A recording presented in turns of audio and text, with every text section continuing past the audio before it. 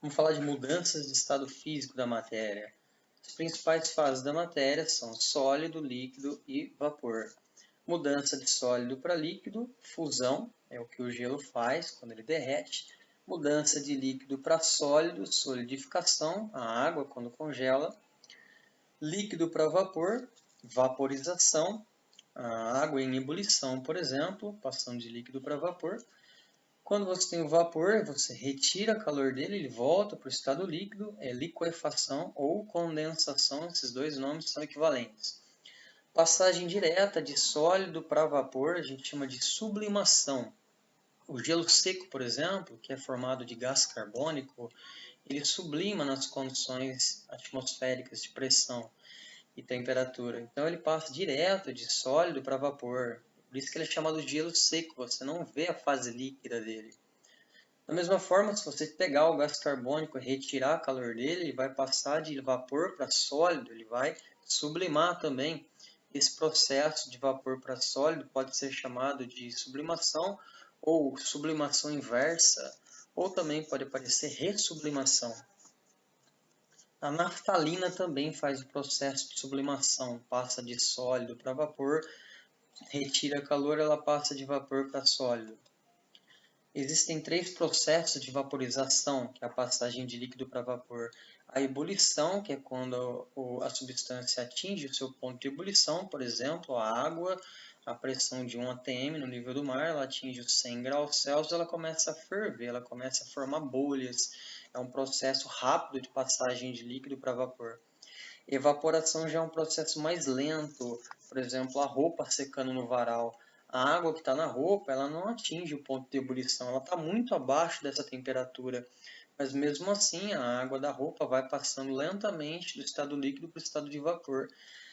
O processo de evaporação ele vai ser mais rápido quanto maior for a temperatura ambiente, quanto menor for a umidade relativa do ar, quanto mais seco tiver o ar, mais rápido a evaporação.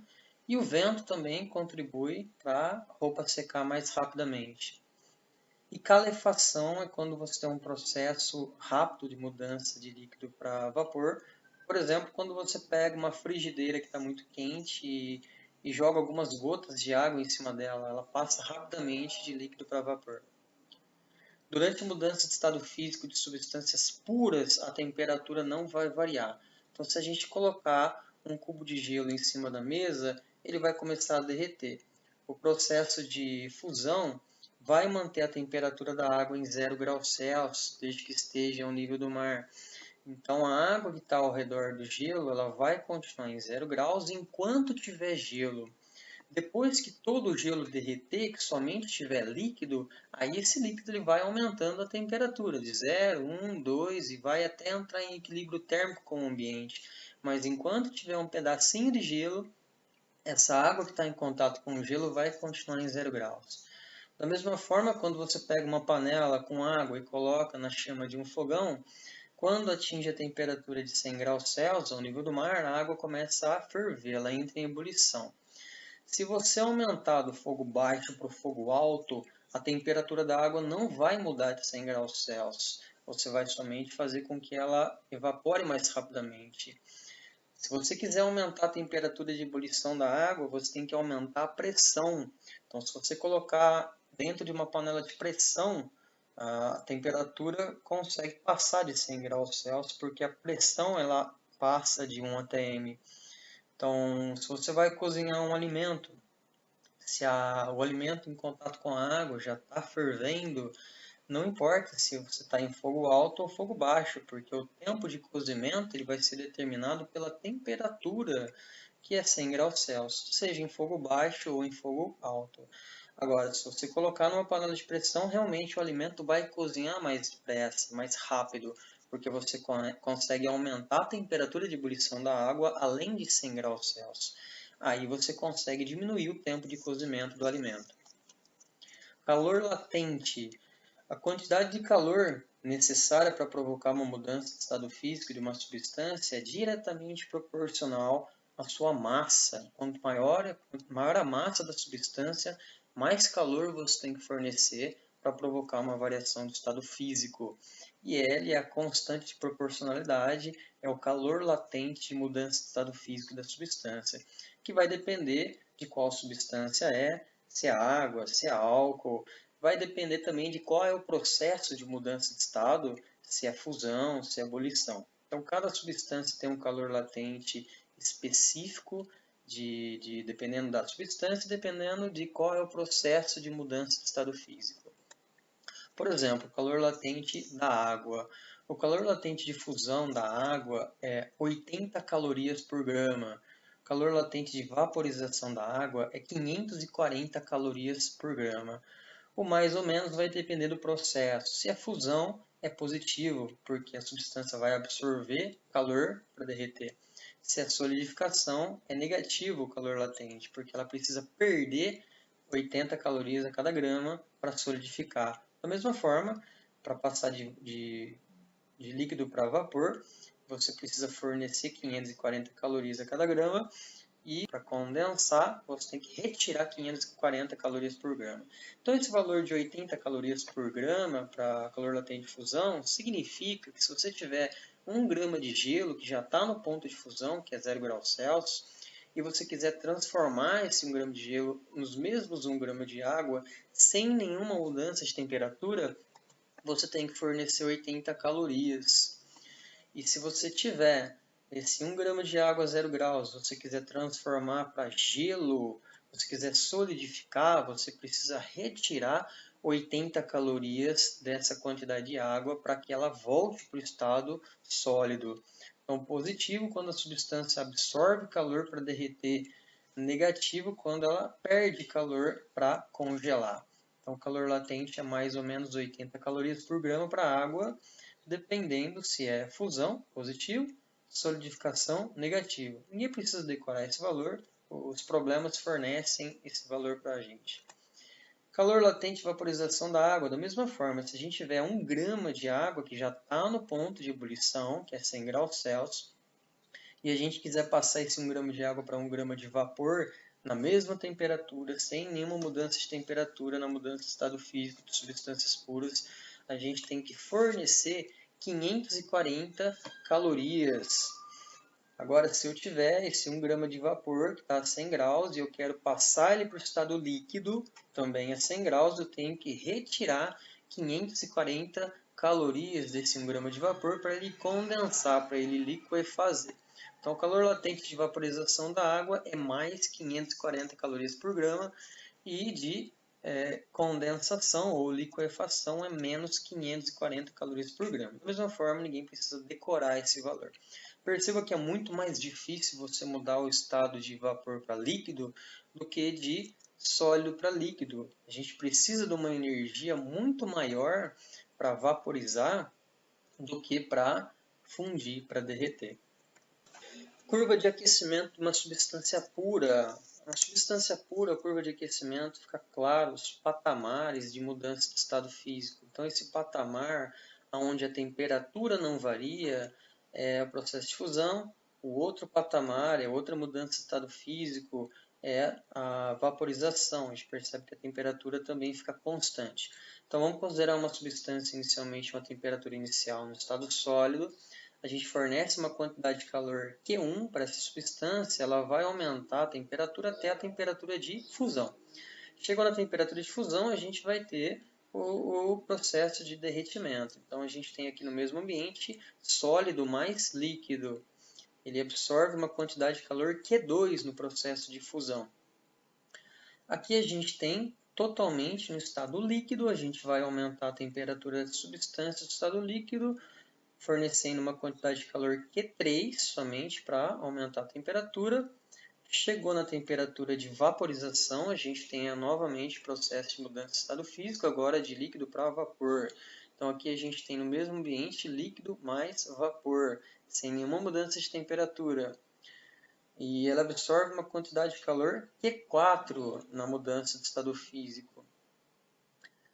Aqui a gente tem somente vapor. No final desse processo de vaporização, se a gente conseguir segurar o vapor para que ele não vá embora, reter ele em algum recipiente fechado, a gente fornece calor, ele vai aumentar a temperatura do vapor até uma temperatura final desejada.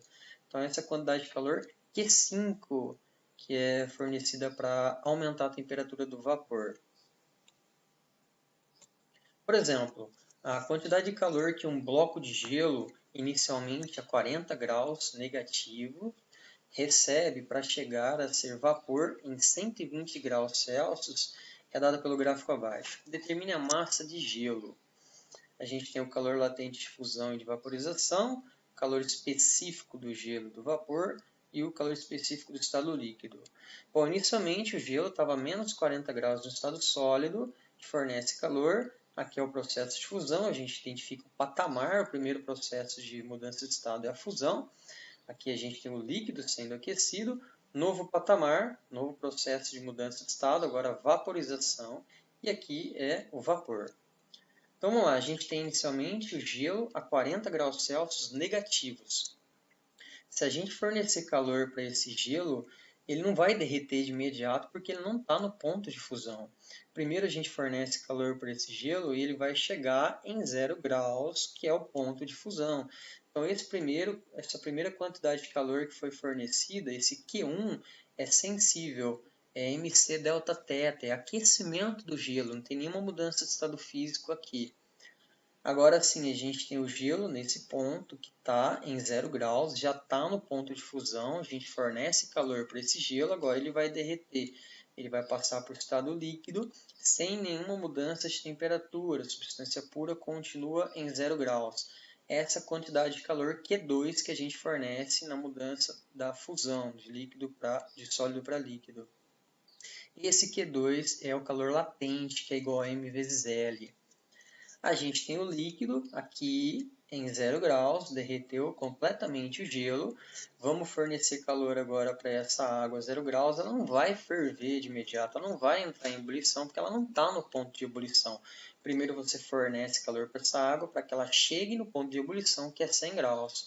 Então a gente tem aqui um Q3, que é sensível, MC delta θ de novo, aquecimento.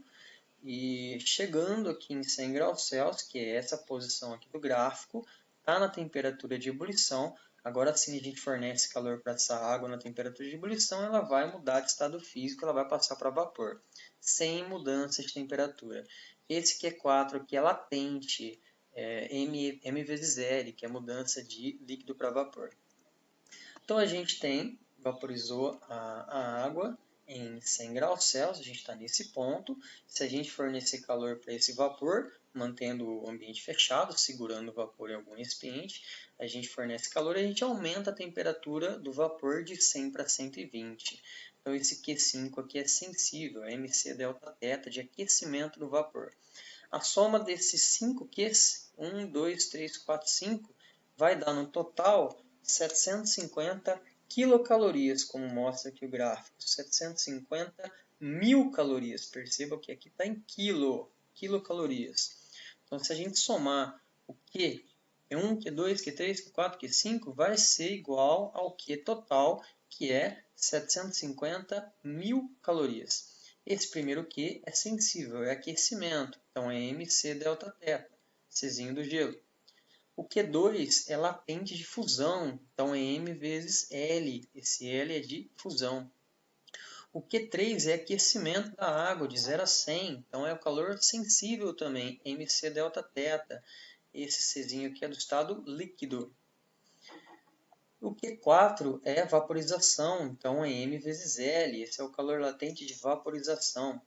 E o Q5 é sensível ao aquecimento do vapor, MC delta θ. Esse é o Czinho do vapor.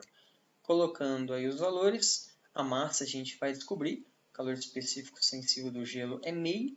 A variação da temperatura nesse processo é final menos inicial. O final é 0 menos o inicial, que é menos 40. Então, o joguinho de sinal aqui, final 0 menos o inicial, que é menos 40. Menos com menos aqui vai dar mais. Calor latente de fusão é 80. Variação de temperatura do líquido é de 0 a 100, então é 100 menos 0. Calor latente de vaporização, 540. Calor específico do vapor, meio. Variação da temperatura do vapor é de 100 a 120, então é 120 menos 100. Fazendo os cálculos, aqui a gente tem mais 40 vezes meio dá 20, aqui 80m, aqui 100m, 540m, aqui 20 vezes meio dá 10 vezes m, somando tudo aqui o que tem m, a gente tem 750m, que é igual a 750.000. Passo 750 dividindo, a massa vai dar 1.000 gramas. Então essa é a quantidade de gelo que a gente tinha inicialmente, 1.000 gramas de gelo ou 1 quilograma de gelo. Mais um exemplo, o gráfico representa a temperatura de uma substância de 20 gramas, inicialmente sólida, em função da quantidade de calor recebido. Então a gente tem inicialmente no estado sólido, esse daqui é o aquecimento do sólido, de 0 a 10 graus. Aqui a gente tem um patamar de temperatura constante de 10 graus Celsius, ou seja, é o primeiro processo de mudança de estado físico, que é a fusão. Então a gente tem aqui sólido mais líquido, derreteu completamente, a gente tem aqui somente líquido. Letra A, capacidade térmica no estado sólido dessa substância. Então a gente vai analisar aqui, essa substância recebeu 100 calorias para aumentar a temperatura de 0 a 10 graus Celsius. Equação da calorimetria, usando a capacidade térmica, quantidade de calor é capacidade térmica vezes a variação de temperatura. Quantidade de calor do aquecimento do sólido, 100 graus Celsius, e a variação de temperatura de 0 a 10, 10 graus Celsius. 100 dividido por 10, 10 calorias por grau Celsius é a capacidade térmica dessa substância. Letra B, o seu calor específico latente de fusão. Então a fusão ela acontece aqui, ó, nesse processo. Agora a gente vai usar Q igual a M vezes L, fusão. Quantidade de calor durante a fusão é essa aqui, 200 menos 100. Ou seja, 100 calorias, a massa é 20 gramas, 100 dividido por 20, 5 calorias por grama, calor latente de fusão. E C, o seu calor específico sensível no estado líquido. No estado líquido a gente está aqui, aumentando a temperatura de 10 até 30 graus Celsius. Quantidade de calor que foi absorvida, 300 menos 200, 100 calorias também.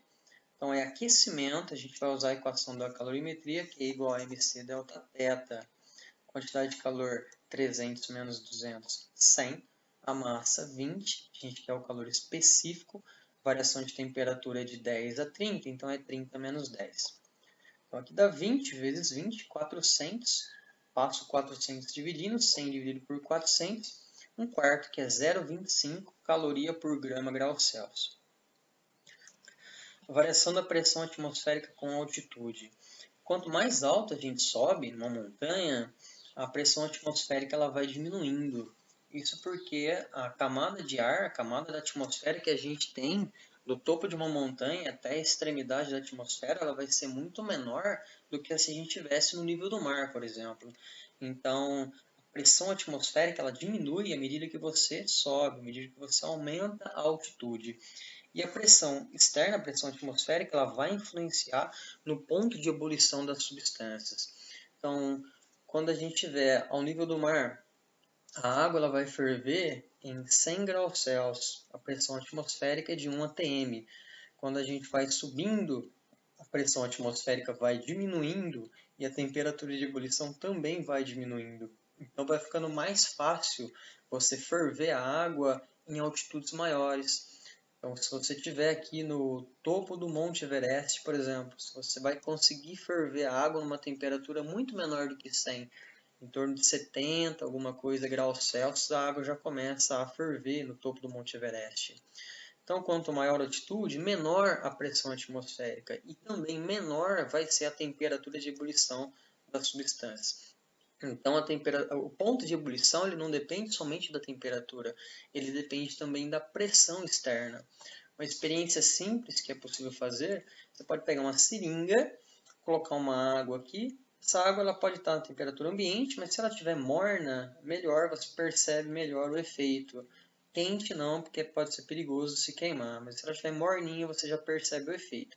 Você vai tampar a extremidade aqui da seringa e vai puxar o êmbolo, deslocando ele, provocando um aumento do volume interno, que vai causar uma diminuição da pressão.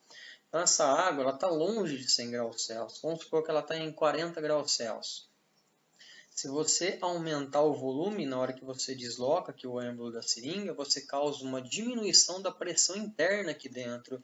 E isso diminui a temperatura de ebulição da água. Então você percebe a água fervendo a temperaturas muito mais baixas do que a temperatura de ebulição da água.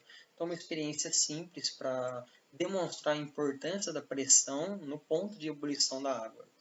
Bom, essa foi a aula então de mudança de estado físico. Valeu!